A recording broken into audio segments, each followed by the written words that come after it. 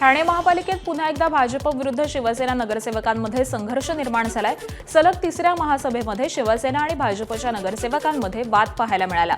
महासभेत शिवसेनेनं 5 मिनिटांमध्ये 232 प्रकरण मंजूर केल्याच्या मुद्द्यावरती भाजपनं आक्षेप घेतलाय। त्यावेळी शिवसेना नेत्या आणि नगरसेवक मीनाक्षी शिंदेंनी भाजपचा उल्लेख कपटी असा केला, तर सोबतच भाजपनं विरोधी पक्षात जाऊन बसावं असं देखील शिंदेंनी म्हटलंय। या महासभेमध्ये भाजप नगरसेवकांनी ठिय्या आंदोलन देखील केलंय आणि त्यानंतर त्यांनी नौपाडा पोलीस ठाणे गाठत शिवसेनेचे नगरसेवक राजेश मोरे आणि मनोज शिंदेंविरोधामध्ये तक्रार दाखल केली आहे। राष्ट्रगीताचा अवमान केल्याप्रकरणी शिवसेनेच्या नगरसेवकांवरती गुन्हा दाखल करण्याची मागणी भाजप नगरसेवकांनी त्यांच्या तक्रारीतून केली आहे।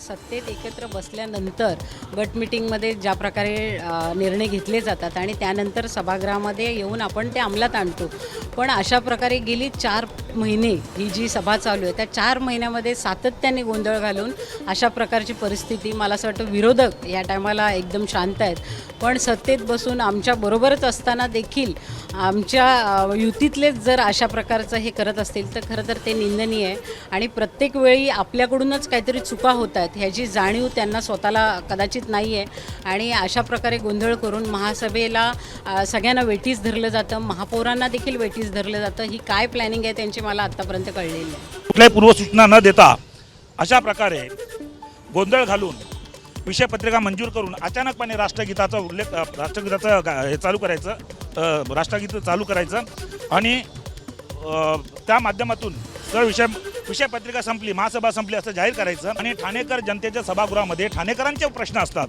ते मांडण्यासाठी मित्रपक्ष असू देत किंवा आणखीन कोणी असू देत, त्यांनी ती भूमिका रास्तपणे मांडणं गरजेचं असतं, एवढंच आमचं म्हणणं असतं। एबीपी माझा, उघडा डोळे बघा नीट।